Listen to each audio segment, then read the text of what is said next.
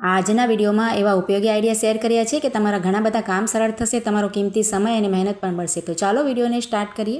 શું થાય છે, આપણે નેલ કટરથી ક્યારેક પણ નેલ કાપવા બેસીએ ને, આપણે નખ કાપવા, તો જ્યાંથી આપણા નખ ઉઠતા હોય ને આપણે તેને ભેગા કરવામાં ખૂબ જ સમય ખરાબ થતો હોય. તો તેના માટે આપણે એક સરસ આઈડિયા આજે તમારી સાથે શેર કરવાની છું.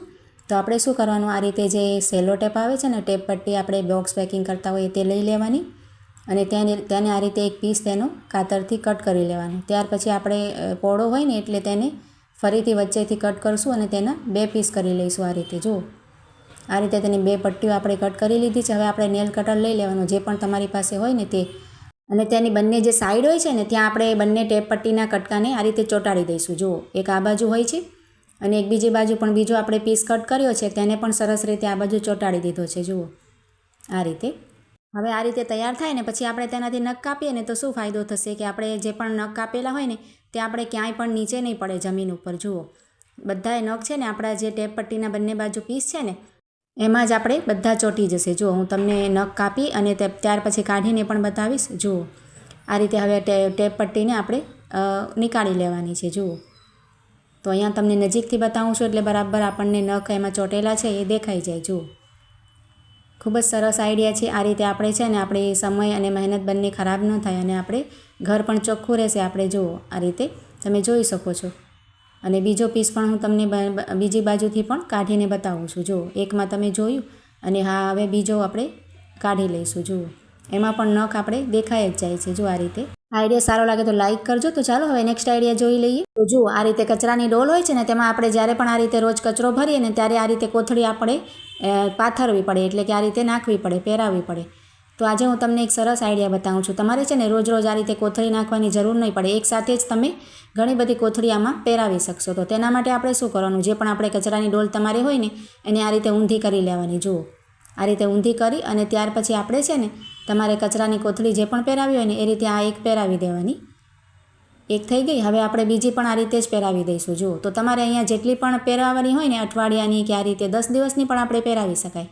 તો જેટલી 8 કે 10 કોથળીઓ પહેરાવી હોય એ રીતે આ રીતે એક પછી એક આપણે એકબીજાની ઉપર જ પહેરાવી દઈશું. જુઓ, તો અહીંયા હું તમને છે ને 3 કે 4 કોથળી પહેરાવીને તમને આઈડિયા બતાવી રહી છું. જુઓ, અહીંયા મેં ત્રીજી કોથળી પહેરાવી દીધી છે.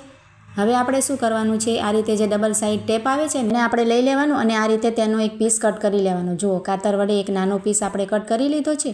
હવે આપણે અહીંયા વચ્ચોવચ્ચ આપણે જે ડોલ તૈયાર કરી છે ને કોથળી પહેરાવીને, તો આ રીતે વચ્ચે જ આપણે લગાવી દેવાનું. જુઓ, આ રીતે લગાવી અને હવે આપણે સરસ તેને પ્રેસ કરી અને ત્યાર પછી આપણે કોથળીઓ છે ને આ રીતે કાઢી અને હાથમાં લઈ લેવાની. જુઓ, બરાબર આપણે ઉપાડવાની એટલે એક પણ કોથળી આપણે નીકળે નહીં. જુઓ, આ રીતે તૈયાર થઈ ગઈ છે.